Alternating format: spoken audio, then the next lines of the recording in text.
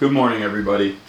So today is July 26th, 2024, and this is, I believe, day 7 of creating an original Bob Proctor style speech of at least 8 minutes until somebody hires me to speak.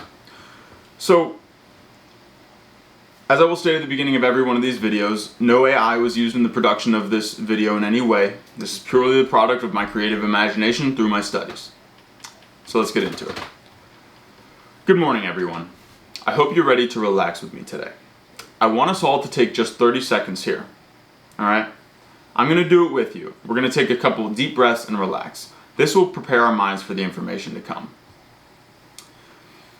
What I normally do is breathe in through the nose and out through the mouth. You can count the breaths. You can count 2, 3, 4, 5, 2, 2, 3, 4, 5.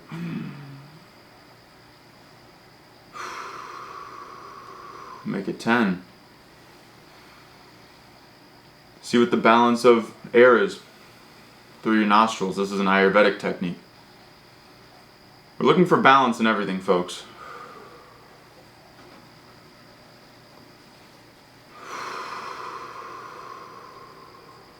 Especially that exhale. That is what can root you. As you exhale, you can root into the earth and really relax into that.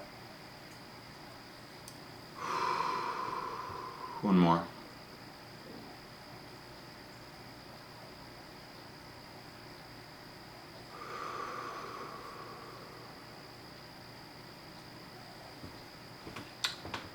The reason I wanted to do that with you today is because today's speech is focused on work. It's focused on doing your work in a relaxed state. It's about flowing towards your goal with as little stress as possible. It's about living the life you really want to live. You see, we want things and we want them bad. We want them now. It's really only natural, and I'm not here to shut off those strong desires. In fact, they are the thing that will push you forward when you don't really feel like getting out of bed, when you don't really feel like going to the gym, when you don't really feel like cleaning up your room, taking a shower, etc. The problem is, when we find ourselves in an undesirable state, and we make a vision of where we want to go, we often put too much stress on ourselves and work too hard, leading to eventual exhaustion and release of the goal. We didn't have the energy for it, we didn't have the will. Well, look, sometimes it is a lack of will. Sometimes you need to be more persistent. But more often than not, at least in my life and in the lives of others that I've observed, trying to go too fast is simply a negating force. Force negates. And more importantly, I think that you want to live a life free of unnatural stress and anxiety. I think you want to live a life where you're excited to get up every morning and go do the thing that you have chosen to commit your life to. As we have said in previous videos, we want to live as the person we want to become. I apologize for the dog kind of walking around. We want to imagine ourselves as if we are already there. And so, if the eventual state we want to find ourselves is one of peace, serenity, and harmony, then we can't try to rush there. We can't be overly stressed. Whatever we act with in this present moment is what we will receive. We have to take a breath. Napoleon Hill said in Think and Grow Rich that if you're a person who thinks that hard work alone will bring riches, perish the thought. Hard work alone will never bring riches unless combined, or really the only path to riches, by living in harmony with the universal laws. To examine the truth in this statement, think about certain people in your life that work hard. Are they well off? Certainly some of them might be. Do they live in harmony in their home with their spouse, their kids, and friends? Some might be. But I bet you can think of at least a few people that work very hard and still aren't where they want to be in life. Maybe you're one of these people. In fact, they may not even be moving towards their goals. See, my opinion is that money blinds us. Stress about money will stifle miracles quicker than anything, because stress about money is rooted in fear, and fear is the opposite of faith, and faith is the road to true miracles. Voltaire said that luck or miracles is simply a word we invented to explain the known effects of unknown causes. People don't have faith these days, it seems, but we can all access that frequency.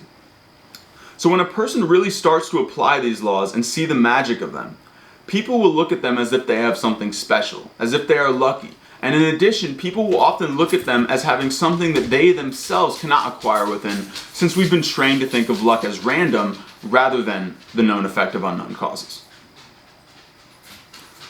Here's the theory behind it. In my view, we each have a unique essence, and this unique essence was built to provide value and service in very deep and meaningful ways. Millie, come on, baby. Settle down. Good girl. Alright, where was I? We each have a unique essence, and this unique essence was built to provide value and service in very deep and meaningful ways.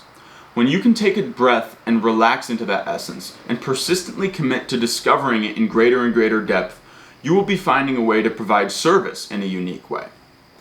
As also stated in Think and Grow Rich, your income, or really your overall results, whatever you want your results to be, not just income, will be a product of the need for what you do, your ability to do it, and the difficulty there would be in replacing that. So real quick, think about that outside of the context of money. If you can make yourself a great father, a great spouse, a great teammate, a great, parent and everything, that's a way you provide service, all right? When you find what that really is, what your purpose is, there will be a need for what you do. You will be able to do it, and you will be impossible to replace. By that logic follows that hard work is not really a part of the equation necessarily. When you get to that level, even an hour of your time becomes something coveted by those you provide service to.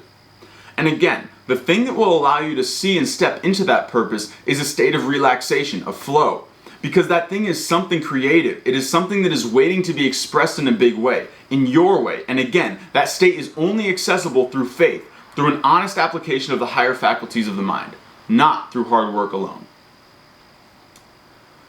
I will throw another gym analogy in here for you. When I started going to the gym, I worked harder than almost anyone. I would be in there for 2.5 hours doing strength training and cardio. The truth is, I was burning myself out. I thought that more was more. It turns out that I was working against myself. My body was not able to handle that load, and it rejected that, leading to suboptimal muscle growth and negative mental states. When I brought the spirit of relaxation and harmony in and began to look for better solutions, I found that I didn't need to go for all that time. All I really needed was 45 minutes of concentrated effort. Still every day. Maybe I'm still going a little too hard. But all I really needed was 45 minutes of concentrated effort in order to stimulate growth and avoid catastrophic mental fatigue. And spiritual, emotional fatigue. Every type of fatigue. All I really needed to do was less, and everything in my life got better. In addition, I saved myself time to work on other things that I had been too burnt out to take care of.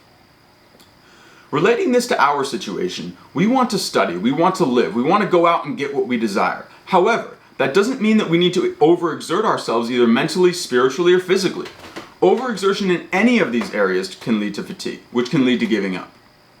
Overexertion mentally will lead to mental fog and unproductive work. Overexertion spiritually will lead to confusion and slow warping of the mind due to our inability to digest such intensity of information at one time. Think about our diet, We shouldn't be eating 10,000 calories a day. If we eat 10,000 calories, we're going to mess up our gut, we're going to gain some weight, and our body's not going to be happy with us, right? But then if we don't eat anything, we're going to waste away. So we need a nice balance of food, both mentally, physically, and spiritually, in order to stimulate the proper growth. My advice today would be to take a few minutes each morning, maybe for the next week, and look at your life. Look at the ways in which you might be overexerting yourself. Look at the stresses you have, and try to find a way to live more harmoniously with your current situation, and build a picture of what stress-free life might look like. Remember, money will not solve the ultimate stress, because the ultimate stress is that of not knowing what our true purpose is.